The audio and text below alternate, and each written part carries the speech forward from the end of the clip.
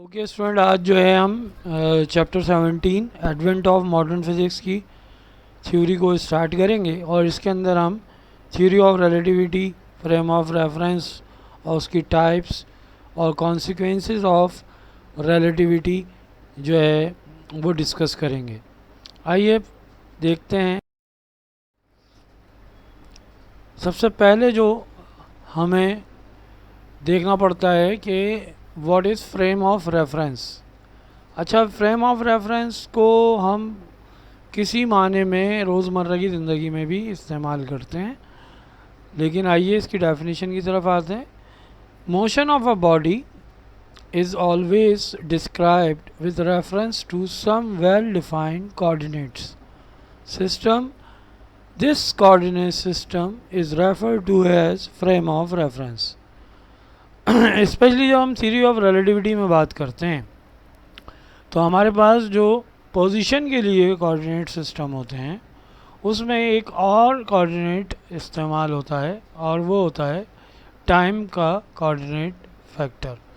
तो इस तरह स्पेस टाइम का एक कॉन्सेप्ट डेवलप होता है, यानी आप किसी भी इवेंट की पोजीशन और उसके वक्त को का मुतय्यन करते हैं।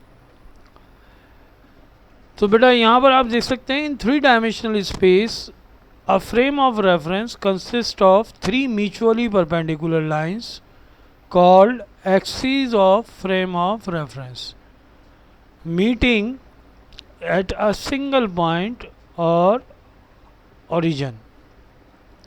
देखें, ये आपके पास ये 3 पॉइंट्स हैं, 3 पोजीशन परपेंडिकुलर लाइंस हैं, एक्स, वाई और जेड। ठीक है। अब अगर हम बात करें कि इसका जो ओरिजिन है उसका जो कोऑर्डिनेट होगा वो क्या होगा, 0 0 होगा। और किसी पॉइंट P को जब हम इस स्पेस में, इस रीजन में देखेंगे तो उसके जो कोऑर्डिनेट्स होंगे वो क्या होंगे, with respect to y, with respect to x और विद रेस्पेक्ट टू z। ठीक है बेटा, with respect to x, y और z। अच्छा जी, इन्हीं चीज़ों को हम यहाँ पर देख रहे हैं। The coordinate of the origin are 0 0 0 and that of any other point P in the space are P of x y z। The line joining the point O and P is called the position vector of the point P with respect to O। तो इस तरह हम ये बात समझने में कामयाब होते हैं कि frame of reference basically set of coordinate system होता है। और ज़्यादातर जब हम फ्रेम ऑफ रेफरेंस की बात करते हैं तो बुनियादी तौर पर फ्रेम ऑफ रेफरेंस 2 तरीके के होते हैं। उनमें सबसे पहला होता है inertial frame of reference. Inertial frame of reference क्या होगा भाई? अ frame of reference that remains at rest or moves with constant velocity with respect to other frame of reference is called inertial frame of reference। यानी simple words के अंदर हम ये कह सकते हैं कि एक इनर्शियल फ्रेम ऑफ रेफरेंस क्या होगा, एक ऐसा फ्रेम ऑफ रेफरेंस होगा जो नॉन एक्सेलरेटेड होगा, यानी कि अगर वो मोशन में होगा तो कांस्टेंट वेलोसिटी से और या फिर वो रेस्ट में होगा। इसकी एग्जाम्पल के तौर पर आप ये पिक्चर में देख सकते हैं कि अ bicycle moving with constant velocity is an inertial frame of reference. ठीक है बेटा। इसी तरह आप एक मूविंग बस ले सकते हैं, जो कि एक मूविंग ट्रॉली ले सकते हैं जो कि कांस्टेंट इस वेलोसिटी से मूव कर रही हो, वो आपके पास इनर्शियल फ्रेम ऑफ रेफरेंस की एग्जाम्पल हो सकती है। An inertial frame of reference is actually a non-accelerated frame of reference. Newton's law of motion are valid in all inertial frame of reference. In this frame of reference, a body does not acted upon by external forces, and all inertial frame of references are equivalent for the measurement of the physical phenomena। दूसरी तरफ हमारे पास जो inertial frame of reference होते हैं वो non inertial frame of reference होते हैं. A frame of reference is said to be non inertial frame of reference when a body not acted upon by an external force is accelerated. मसला problem यहाँ पर यह है कि हम इसको इतना मुश्किल ना समझें, सिंपल आसान अंदाज में हम ये कह सकते हैं कि एक ऐसा फ्रेम ऑफ रेफरेंस जो एक्सेलरेटेड हो वो क्या कहलाएगा आपका non inertial frame of reference. यानी आप एक गाड़ी है, एक कार है, एक बस है, वो स्ट्रेट रोड पे कांस्टेंट वेलोसिटी से मूव कर रही है, तो वो इस वक्त क्या होती है, एक फ्रेम ऑफ रेफरेंस के लिए पैसेंजर्स के लिए इनर्शियल होगी. लेकिन जैसे ही वो किसी राउंड अबाउट पे या यू टर्न पर या सर्कुलर जो है ट्रैक पर आती है और टर्न होती है तो उसके अंदर एक एक्सेलरेशन डेवलप हो जाता है. और आप जानते हैं वो एक्सेलरेशन जो होता है सेंट्रीपिटल एक्सेलरेशन होता है. तो चुनाचा वही गाड़ी जो अभी थोड़ी देर पहले तक एक एग्जाम्पल थी इनर्शियल फ्रेम ऑफ रेफरेंस की, अब वो क्या बन जाएगी, नॉन इनर्शियल फ्रेम. तो एनी एक्सेलरेटेड ऑब्जेक्ट और लाइक बस, trolley and car is an example of non inertial frame of reference. अब के जब हम ये बात समझ चुके हैं कि फ्रेम ऑफ रेफरेंस क्या होता है, किसी भी इवेंट के पोजीशन को और उसके टाइम को एक्सप्लेन करने के लिए हमें जिस कोऑर्डिनेट सिस्टम की ज़रूरत होती है और उस इवेंट की पोजीशन को मुतय्यन करने के लिए और वक्त को मुतय्यन करने के लिए तो हमें फ्रेम ऑफ रेफरेंस की ज़रूरत होती है. तो इसके बाद हम जो हमारा जो टॉपिक है थ्योरी ऑफ रिलेटिविटी की तरफ आते हैं. एल्बर्ट आइंस्टाइन की जो है मार्कतुल आरा थ्योरी है जो स्टिल जो है रियल वर्ल्ड के अंदर तो थ्योरी का दर्जा रखती है, लेकिन बेशतर थ्योरेटिकल जो फिजिसिस्ट हैं वो इसको अब एक लॉ की हैसियत भी देते हैं. स्पेशल थ्योरी ऑफ रिलेटिविटी और जनरल थ्योरी ऑफ रिलेटिविटी, इस तरह करके दो रिलेटिविटी थ्योरीज जो हैं आइंस्टाइन ने पेश की. पहले स्पेशल थ्योरी ऑफ रिलेटिविटी और बाद में जनरल थ्योरी ऑफ रिलेटिविटी. तो बेटा the part of relativistic mechanics which is related to uniform motion is called special theory of relativity. यानी हम ये कह सकते हैं कि जो इनर्शियल फ्रेम ऑफ रेफरेंस से रिलेटेड जो थ्योरी ऑफ रिलेटिविटी का पार्ट है वो है स्पेशल थ्योरी ऑफ रिलेटिविटी. दूसरी तरफ the part of relativistic mechanics which is related to accelerated motion is called general theory of relativity. आइए हम पोस्टुलेट्स और of special theory of relativity पढ़ते हैं कि क्या बेसिक पोस्टुलेट्स हैं स्पेशल थ्योरी ऑफ रिलेटिविटी के. तो बेटा पहला Einstein propose is famous theory of special theory relativity in the year of 1905. Einstein's special theory of relativity is based on the following fundamental postulates, जिसमें पहले postulate को हम principle of relativity के नाम से भी जानते हैं. According to Einstein, there is no preferred or absolute initial frame of reference. यानी इसका मकसद क्या हुआ कि हमारे पास इस दुनिया के अंदर कोई रियल वर्ल्ड के अंदर absolute initial frame of reference नहीं है. अगर हम इवन दो अपनी अर्थ की भी बात करें तो उसका एक रोटेशनल एक्सेलरेशन मौजूद है. तो इस तरह करके आगे जाके कहता है all inertial frames are equivalent for the description of all physical laws such as Newton's law as well as Maxwell electromagnetic equations. तो बेटा Newton's law are valid in all inertial frame of reference. इस तरह हर inertial frame of reference दूसरे inertial frame of reference के बिल्कुल equivalent हो जाता है. यानी अगर आप F is equals to M में किसी ऑब्जेक्ट पे एक इनर्शियल फ्रेम ऑफ रेफरेंस में लगा रहे हैं तो वही मेजरमेंट्स वही कैलकुलेशंस जो है आपको बिल्कुल एग्जैक्टली दूसरे इनर्शियल फ्रेम ऑफ रेफरेंस में भी मिलेंगी. दूसरी जो पॉस्टुलेट है वो कॉन्स्टेंसी ऑफ द लाइट की, स्पीड ऑफ लाइट के हवाले से है।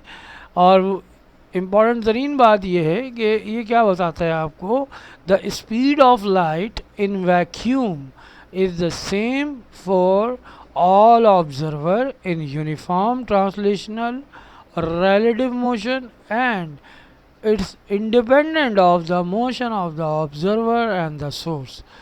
इससे कोई क़तई नज़र के ऑब्ज़र्वर जो स्पीड ऑफ लाइट को ऑब्ज़र्व कर रहा है वो मूव कर रहा है या जिस फ्रेम ऑफ रेफरेंस में ये लाइट मेजर की जा रही है वो मोशन में है। दोनों सूरतों के अंदर स्पीड ऑफ लाइट और इन वैक्यूम जो है वो कांस्टेंट रहेगी through out the frame of references. तो लिहाजा यहाँ पर ये दो पोस्टुलेट बड़े इंपॉर्टेंट हैं। एक तो प्रिंसिपल ऑफ इक्विवेलेंसी भी हम बाज़ औक़ात कहते हैं, और प्रिंसिपल ऑफ रिलेटिविटी, यानी कि तमाम इनर्शियल फ्रेम ऑफ रेफरेंस एक दूसरे के इक्विवेलेंट होते हैं for the description of all physical laws such as Newton's law and Maxwell electromagnetic equations. और दूसरा स्पीड ऑफ लाइट के वैक्यूम में कांस्टेंट होने के हवाले से। तो बेटा ये बहुत important examination point of view से होता है कि अगर आपसे कहा जाए कि postulate of special of theory of relativity पेश करें तो ये दो बेसिक पोस्टुलेट्स जो है special of theory of relativity. आइए आगे हम consequences of special theory of relativity पर आते हैं। तो थ्योरी ऑफ रिलेटिविटी के जो कॉन्सिक्वेंस हैं उसमें तो आपको पता है कि space and time both are the relevant quantities, और रिलेटिव क्वांटिटीज़ यानी आप रेस्ट मोशन की बात कर रहे हैं जहां आप किसी भी एतबार से मोशन को स्टडी कर रहे हैं, उसके अंदर जो है बेटा ये बात जहन में रखिएगा कि ये रिलेटिव फिनोमेनाज होते हैं, रिलेटिविस्टिक फिनोमेनाज होते हैं। We observed that in the development of special theory of relativity, frames of reference in relative motion with a constant speed v have been used. If the speed v becomes large enough to approach the velocity of the light, then the Galilean transformation are found to be noticeably wrong.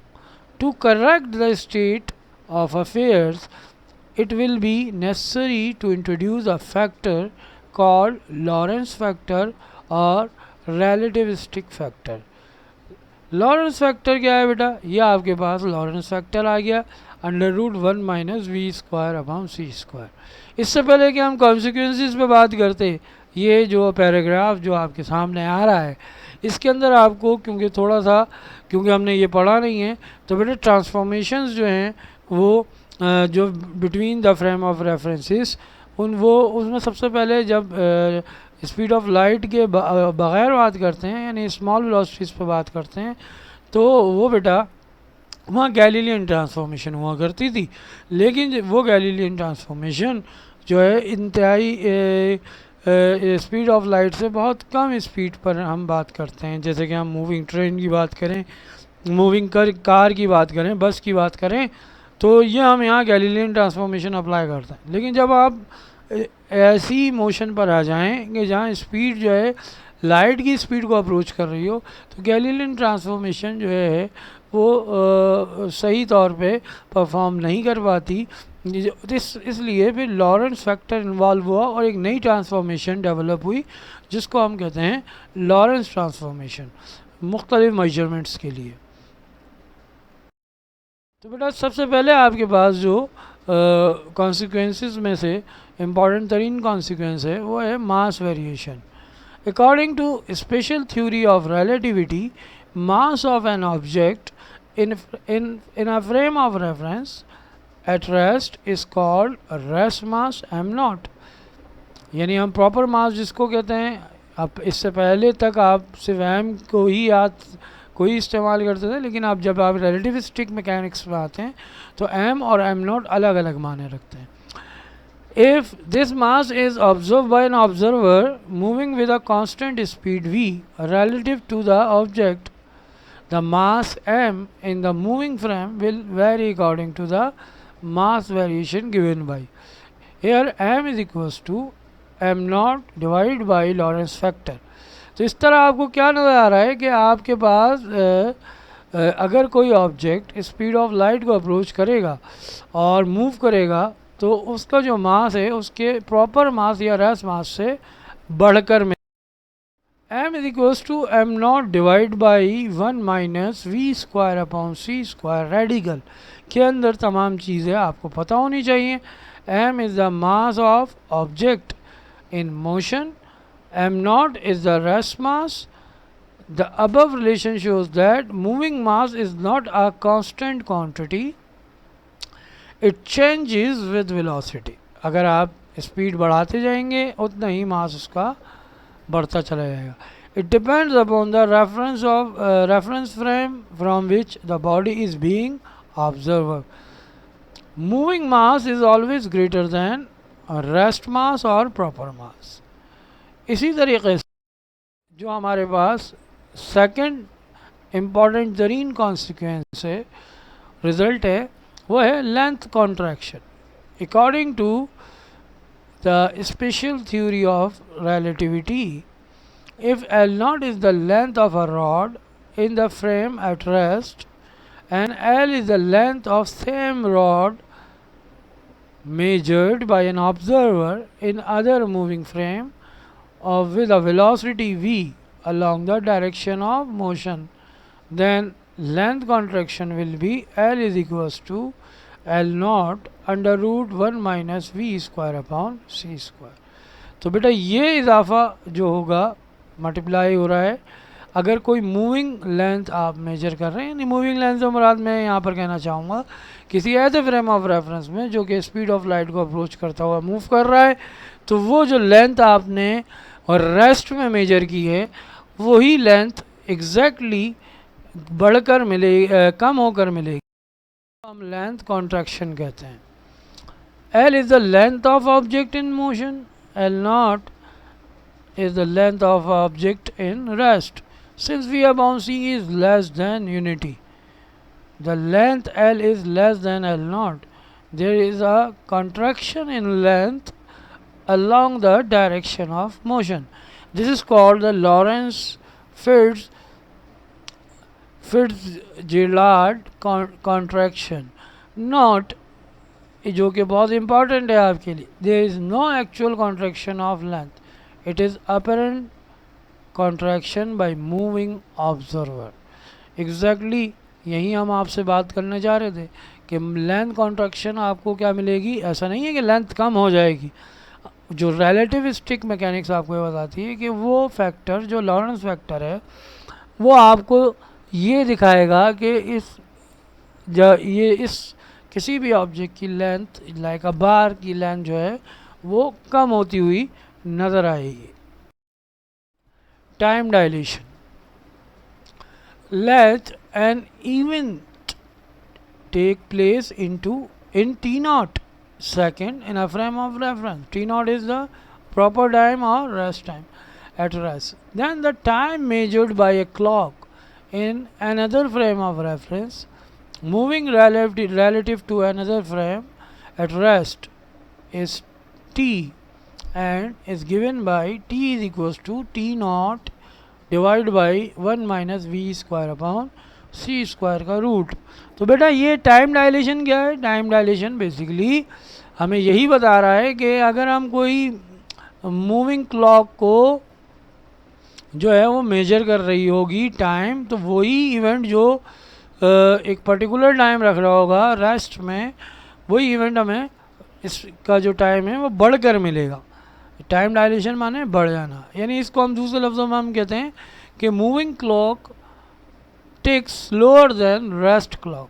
यानी कि जो moving clock है वो जो है ticks के जो है वो उसका जो अकरेंस है वो बढ़ जाता है। टाइम डायलेशन क्या हो जाएगा, यानी टाइम आपको बढ़कर मिलेगा। Where t is the time of object in motion and t naught is the time of object in rest.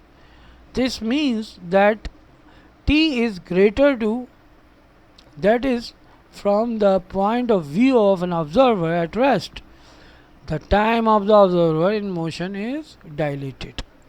तो सिंपल वर्ड्स में हम अगर इन तीनों की बात करें तो हमें क्या नज़र आता है? हमें नज़र आता है कि जब कोई ऑब्जर्वर या कोई इवेंट जो है ऐसे फ्रेम ऑफ रेफरेंस में हो रहा हो जो स्पीड ऑफ लाइट को अप्रोच करेगा, तो उसका टाइम हमें बढ़कर मिलेगा, और अगर कोई ऑब्जेक्ट मूव कर रहा है तो उसका मास बढ़कर मिलेगा। जबकि अगर कोई ऑब्जेक्ट मूव कर रहा है या हम मूविंग फ्रेम ऑफ रेफरेंस में होते हुए उसको मेजर कर रहे हैं तो हमें उसकी लेंथ कम होकर मिलेगी। तो बहुत ही सीधा और बहुत इम्पॉर्टेंट तरीन 3 कॉन्सिक्वेंसेस जो है स्पेशल थ्योरी ऑफ रिलेटिविटी के क्या हैं? वो है कि जनाब टाइम डायलेट होता है, लेंथ कॉन्ट्रैक्ट होती है और मास इंक्रीज होता है। तो इसको हम इसी तरह पढ़ते हैं, time dilation, length contraction and mass variation.